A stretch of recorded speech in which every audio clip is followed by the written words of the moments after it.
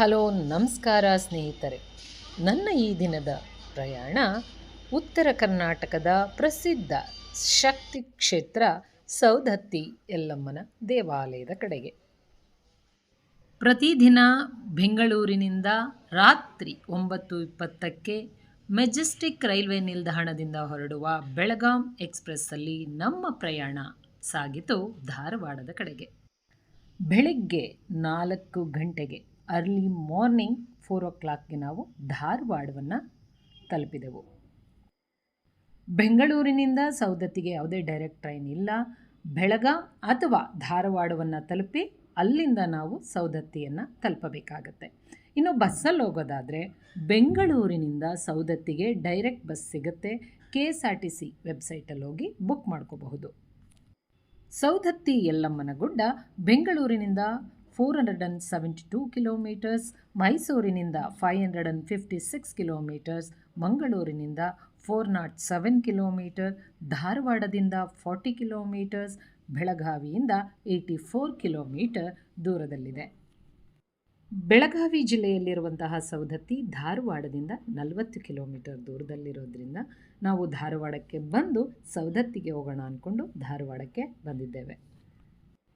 ಧಾರವಾಡದ ರೈಲ್ವೆ ಸ್ಟೇಷನ್ಗೆ ಬಂದಾಗ ಪೇಡ ನಗರಿಗೆ ಆತ್ಮೀಯ ಸ್ವಾಗತ ಎನ್ನುವ ಬರಹ ನಮ್ಮನ್ನು ತುಂಬ ಆಕರ್ಷಿಸಿತು. ಧಾರವಾಡದ ರೈಲ್ವೆ ಸ್ಟೇಷನ್ ನೋಡೋದಕ್ಕೆ ತುಂಬ ಚೆನ್ನಾಗಿದೆ. ಎಲ್ಲ ಕಡೆಯೂ ಕೂಡ ಕನ್ನಡದ ಅಕ್ಷರಗಳನ್ನು ನೋಡಬಹುದು. ಧಾರವಾಡದ ರೈಲ್ವೆ ಸ್ಟೇಷನ್ ಒಂದು ಪುಟ್ಟ ಶಾಲೆ ರೀತಿ ಅನ್ನಿಸ್ತು. ಒಂದು ಕಡೆಯ ಗೋಡೆಯ ಮೇಲೆ ಕನ್ನಡದ ವರ್ಣಮಾಲೆ ಇದ್ದರೆ ಮತ್ತೊಂದು ಕಡೆ ಕನ್ನಡಕ್ಕೆ ಜ್ಞಾನಪೀಠ ಪ್ರಶಸ್ತಿಯನ್ನು ತಂದುಕೊಟ್ಟಂತಹ ಕವಿಗಳ ಭಾವಚಿತ್ರ ನೋಡೋದಕ್ಕೆ ನಿಜಕ್ಕೂ ತುಂಬಾ ಖುಷಿ ಆಯಿತು. ಧಾರವಾಡದ ಪೇಡ ಹೇಗೆ ಪ್ರಸಿದ್ಧವೋ ಹಾಗೆ ಧಾರವಾಡ ಅಂದ ತಕ್ಷಣ ನೆನಪಾಗುವಂತಹ ಹೆಸರು ದತ್ತಾತ್ರೇಯ ರಾಮಚಂದ್ರ ಬೇಂದ್ರೆಯವರು. ದ.ರಾ ಬೇಂದ್ರೆ ನಮ್ಮ ಕನ್ನಡಕ್ಕೆ 2ನೆಯ ಜ್ಞಾನಪೀಠ ಪ್ರಶಸ್ತಿಯನ್ನು ತಂದುಕೊಟ್ಟಂತಹ ಕವಿ. ಕನ್ನಡಕ್ಕೆ 2ನೇ ಜ್ಞಾನಪೀಠ ಪ್ರಶಸ್ತಿಯನ್ನು ತಂದುಕೊಟ್ಟಂತಹ ದ.ರಾ ಬೇಂದ್ರೆಯ ಜನ್ಮಸ್ಥಳವೇ ಈ ಒಂದು ಧಾರವಾಡ. ಬೆಳಗ್ಗೆ 4 ಗಂಟೆಗೆಲ್ಲ ಧಾರವಾಡ ತಲುಪ್ತೀವಿ, ಏನಪ್ಪ ಮಾಡೋದು ಅಂತ ಇದ್ವಿ. ಆದರೆ ಧಾರವಾಡದ ರೈಲ್ವೆ ಸ್ಟೇಷನ್ಗೆ ಬಂದು ಇದನ್ನೆಲ್ಲ ನೋಡ್ತಾ ಇದ್ದರೆ ಟೈಮ್ ಹೋಗಿದ್ದೇ ಗೊತ್ತಾಗಲಿಲ್ಲ. ನಾವು ಧಾರವಾಡದ ರೈಲ್ವೆ ಸ್ಟೇಷನೆಲ್ಲ ನೋಡಿಕೊಂಡು ಒಂದೆರಡು ಫೋಟೋ ತೊಗೊಂಡು ಹೊರಗಡೆ ಬರೋ ಅಷ್ಟರಲ್ಲೇ 5 ಗಂಟೆ ಆಗಿತ್ತು. ಈ ಒಂದು ರೈಲ್ವೆ ಸ್ಟೇಷನಲ್ಲಿ ಕವಿಗಳ ಭಾವಚಿತ್ರಗಳ ಜೊತೆಗೆ ಪಂಚ ಮುದ್ರೆಗಳನ್ನು ಕೂಡ ಮಾಡಿದ್ದಾರೆ. ನೋಡೋದಕ್ಕೆ ತುಂಬಾ ಆಕರ್ಷಣೀಯವಾಗಿದೆ. ನಾವು ಧಾರವಾಡಕ್ಕೆ ಬಂದಿರೋದು ಜನವರಿಯಲ್ಲಿ. ಚಳಿ ಇರೋದಿಲ್ಲ ಇಲ್ಲಿ ಅಂದ್ಕೊಂಡು ಬಂದ್ವಿ. ಬೆಂಗಳೂರಲ್ಲಿ ತುಂಬ ಚಳಿ ಇದೆ, ಧಾರವಾಡ ಬೆಳಗಾಮಲ್ಲಿ ಚಳಿ ಇರೋಲ್ಲ ಅಂದ್ಕೊಂಡೇ ಬಂದ್ವಿ. ಆದರೆ ಇಲ್ಲೂ ಕೂಡ ತುಂಬಾ ಚಳಿ ಇತ್ತು. ಬೆಂಗಳೂರಿಗಿನ್ನ ಜಾಸ್ತಿನೇ ಚಳಿ ಇತ್ತು. ನಾವು ರೈಲ್ವೆ ಸ್ಟೇಷನಿಂದ ಧಾರವಾಡದ ಹಳೆ ಬಸ್ ಸ್ಟಾಪ್ ಕಡೆ ಹೊರಟ್ವಿ. ಈಗೆಲ್ಲ ಕಡೆ ಹೊಸ ಬಸ್ ಸ್ಟಾಪ್, ಹಳೆ ಬಸ್ ಸ್ಟಾಪ್ ಅಂತ ಆಗಿದೆ. ಕೆಲವೊಂದು ಕಡೆಗೆ ಹೊಸ ಬಸ್ ಸ್ಟಾಪಿಂದ ಬಸ್ ಸಿಕ್ಕಿದ್ರೆ ಕೆಲವೊಂದು ಕಡೆಗೆ ಹಳೆ ಬಸ್ ಸ್ಟಾಪಿಂದ ಬಸ್ ಸಿಗುತ್ತೆ. ನಾವು ರೂಮನ್ನು ಹಳೆ ಬಸ್ ಸ್ಟಾಪ್ ಪಕ್ಕದಲ್ಲೇ ಮಾಡಿದ್ವಿ. ಆದ್ದರಿಂದ ನಾವು ಮೊದಲಿಗೆ ಹಳೆ ಬಸ್ ಸ್ಟಾಪ್ ಕಡೆ ಹೊರಟ್ವಿ. ರೂಮ್ಗೆ ಹೋಗಿ 1 hour ರೆಸ್ಟ್ ಮಾಡಿ ಫ್ರೆಶ್ ಅಪ್ ಆಗಿ ತಿಂಡಿ ತಿಂದು ಹಳೆ ಬಸ್ ಸ್ಟಾಪಿಗೆ ಬಂದ್ವಿ. ಹಳೆ ಬಸ್ ಸ್ಟಾಪ್ ಬಂದಾಗ ಅವ್ರು ಹೇಳಿದ್ರು, ಹಳೆ ಬಸ್ ಸ್ಟಾಪಿಂದ ಸೌದತ್ತಿಗೆ ಯಾವುದೇ ಬಸ್ ಇಲ್ಲ, ನೀವು ಹೊಸ ಬಸ್ ಸ್ಟಾಪ್ಗೆ ಹೋಗಿ ಅಲ್ಲಿಂದ ನಿಮಗೆ ಸೌದತ್ತಿಗೆ ಬಸ್ ಸಿಗುತ್ತೆ ಅಂತ. ಅನಂತರ ನಾವು ಹಳೆ ಬಸ್ ಸ್ಟಾಪಿಂದ ಹೊಸ ಬಸ್ ಸ್ಟಾಪ್ಗೆ ಬಸ್ಸಲ್ಲೇ ಬಂದ್ವಿ. ಧಾರವಾಡದ ಹಳೆ ಬಸ್ ಸ್ಟಾಪಿಂದ ಹೊಸ ಬಸ್ ಸ್ಟಾಪ್ 5 ಕಿಲೋಮೀಟರ್ ದೂರದಲ್ಲಿದೆ. ನಾವು ಹಳೆ ಬಸ್ ಸ್ಟಾಪಿಂದ ಹೊಸ ಬಸ್ ಸ್ಟಾಪ್ಗೆ ಬರೋ ಅಷ್ಟರಲ್ಲೇ ಸೌದತ್ತಿ ಬಸ್ ಹೊರಡ್ತಾ ಇತ್ತು. ಬಂದವರೇ ನಾವು ಸೌದತ್ತಿ ಬಸ್ಸನ್ನು ಹತ್ಕೊಂಡು ಸೌದತ್ತಿ ಕಡೆ ಹೊರಟ್ವಿ. ಧಾರವಾಡದಿಂದ ಕೂಡ ಸೌದತ್ತಿ ಯಲ್ಲಮ್ಮನ ಗುಡ್ಡಕ್ಕೆ ಡೈರೆಕ್ಟ್ ಬಸ್ ಇಲ್ಲ. ಮೊದಲಿಗೆ ಧಾರವಾಡದಿಂದ ಸೌದತ್ತಿಯನ್ನು ತಲುಪಿ ಅನಂತರ ಸೌದತ್ತಿಯಿಂದ ಯಲ್ಲಮ್ಮನ ಗುಡ್ಡವನ್ನು ತಲುಪಬೇಕು. ಇನ್ನು ಬೆಳಗಾಮಿಂದ ಸೌದತ್ತಿ ಯಲ್ಲಮ್ಮನ ಗುಡ್ಡಕ್ಕೆ ಹೋಗ್ತೀವಿ ಅನ್ನೋದಾದರೂ ಕೂಡ ಬೆಳಗಾಂ ಬಸ್ ಧಾರವಾಡದ ಮೂಲಕನೇ ಸೌದತ್ತಿಗೆ ತಲುಪುತ್ತೆ. ಮತ್ತು ಸೌದತ್ತಿಯಿಂದ ಯಲ್ಲಮ್ಮನ ಗುಡ್ಡಕ್ಕೆ ಇನ್ನೊಂದು ಬಸ್ಸನ್ನು ಹಿಡಿದು ಹೋಗಬೇಕು. ಈ ಒಂದು ಯಲ್ಲಮ್ಮನ ಗುಡ್ಡ ಇದನ್ನು ಮೊದಲಿಗೆ ಸಿದ್ಧಾಚಲ ಪರ್ವತ ಅಂತ ಕರೀತಾ ಇದ್ರು. ರೇಣುಕಾ ಯಲ್ಲಮ್ಮ ಇಲ್ಲಿ ನೆಲೆಸಿದ ಮೇಲೆ ಇದನ್ನು ಯಲ್ಲಮ್ಮನ ಗುಡ್ಡ ಎಂದು ಕರೆಯಲಾಗುತ್ತೆ. ನಾವು ಸೌದತ್ತಿಗೆ ಬಂದಿರೋದು ಭರತ ಹುಣ್ಣಿಮೆಯ ಸಮಯದಲ್ಲಿ. ಎಲ್ಲಮ್ಮನ ಜಾತ್ರೆ ಭರತ ಹುಣ್ಣಿಮೆಗೆ ನಡೆಯುತ್ತೆ. ಆ ಸಮಯದಲ್ಲಿ ಆ ದೇವಿಯ ಒಕ್ಕಲಿರುವ ಎಲ್ಲರೂ ಕೂಡ ಈ ಒಂದು ಸೌದತ್ತಿಗೆ ಬಂದು ತಾಯಿಗೆ ನೈವೇದ್ಯ ಮಾಡಿ ಪೂಜೆ ಮಾಡ್ತಾರಂತೆ. ಆದ್ದರಿಂದ ಆ ದೇವಾಲಯಕ್ಕೆ ಹೋಗುವ ಬಸ್ಸಂತೂ ತುಂಬಾ ರಶ್ ಆಗಿತ್ತು. ಬಸ್ ಹೊರಟೋಯ್ತು. ಮತ್ತು ನೆಕ್ಸ್ಟ್ ಬಸ್ಗೆ ವೆಯ್ಟ್ ಮಾಡೋದು ಬೇಡ ಅಂದ್ಕೊಂಡು ನಾವು ಆಟೋದಲ್ಲಿ ಹೋಗೋಣ ಅಂತ ಹೊರಗಡೆ ಬಂದ್ವಿ. ಬಸ್ ಸ್ಟಾಪಿಂದ ಆಟೋವನ್ನು ವಿಚಾರಿಸಿದ್ವಿ.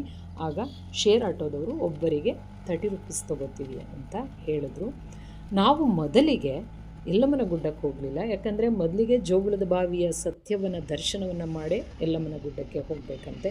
ಆದ್ದರಿಂದ ನಾವು ಮೊದಲಿಗೆ ಹೊರಟಿದ್ದು ಸತ್ಯವನ ದೇವಾಲಯದ ಕಡೆಗೆ.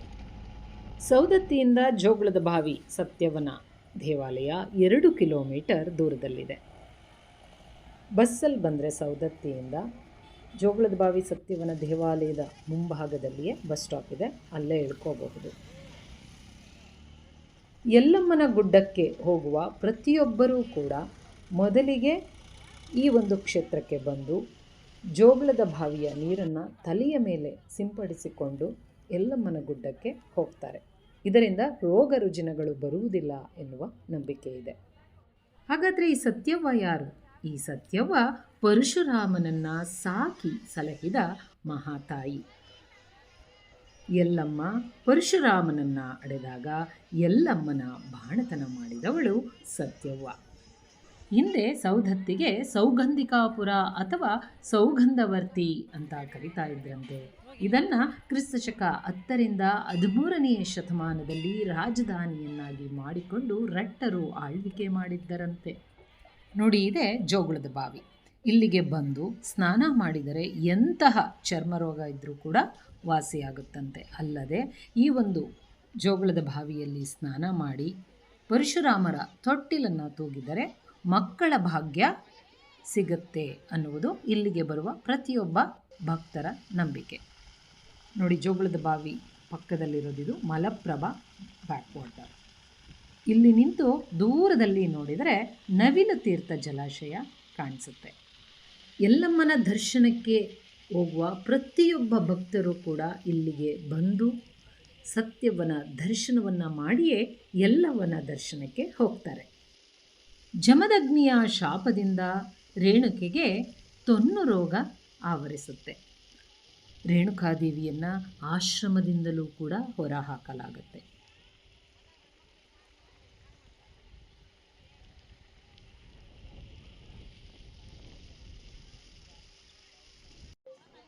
ದೇವಾಲಯದ ಆವರಣದಲ್ಲಿ ಸುಮಾರು ಜನ ಯಲ್ಲಮ್ಮನ ಫೋಟೋ ಮತ್ತು ಬುಟ್ಟಿಗಳನ್ನು ಇಟ್ಕೊಂಡು ಕುಳಿತಿದ್ರು. ನಾವು ಜೋಗುಳದ ಬಾವಿಯಿಂದ ಪಕ್ಕಕ್ಕೆ ಬಂದ ತಕ್ಷಣ ಇಲ್ಲಿ ನೋಡಿದ್ವಿ, ಯಾರೋ ಬುಟ್ಟಿಯಲ್ಲಿ ನೈವೇದ್ಯ ಇಡ್ತಾಯಿದ್ರು. ಅದನ್ನು ನಾವು ಏನು ಅಂತ ಕೇಳಿದ್ವಿ. ಅದಕ್ಕೆ ಅವ್ರು ಹೇಳಿದ್ರು, ನಾವು ಯಲ್ಲವ್ವನಿಗೆ ನೈವೇದ್ಯ ಮಾಡ್ತಾಯಿದ್ವಿ, ಇದನ್ನು ಪಡುಬಲಗಿ ಅಂತಾರೆ ಅಂದರು. ಈ ಒಂದು ನೈವೇದ್ಯದಲ್ಲಿ ಮುಖ್ಯವಾಗಿ ರೊಟ್ಟಿ, ಬದನೆಕಾಯಿ ಪಲ್ಯ ಮತ್ತು ಮೆಂತ್ಯ ಸೊಪ್ಪು, ಈರುಳ್ಳಿ ಇರುತ್ತೆ. ಈ ದೇವಾಲಯದ ಆವರಣದಲ್ಲಿ ಸುಮಾರು ಜನ ಯಲ್ಲಮ್ಮನ ಫೋಟೋ ಮತ್ತು ಬುಟ್ಟಿಗಳನ್ನು ಇಟ್ಕೊಂಡು ಕೂತಿರ್ತಾರೆ. ಪತಿಯಿಂದ ದೂರಾದ ರೇಣುಕಾದೇವಿ ನೋವಿನಿಂದ 7 ಕೊಳ್ಳಗಳಲ್ಲಿ ಸುತ್ತಾಡಿಕೊಂಡು ಕೊಳ್ಳದಿಂದ ಕೊಳ್ಳಕ್ಕೆ ಹೋಗುತ್ತಾ ಮನದ ಭಾರವನ್ನು ಹೊತ್ತು ಜೋಗುಳದ ಬಾವಿಯ ಬಳಿ ಬರುತ್ತಾಳೆ.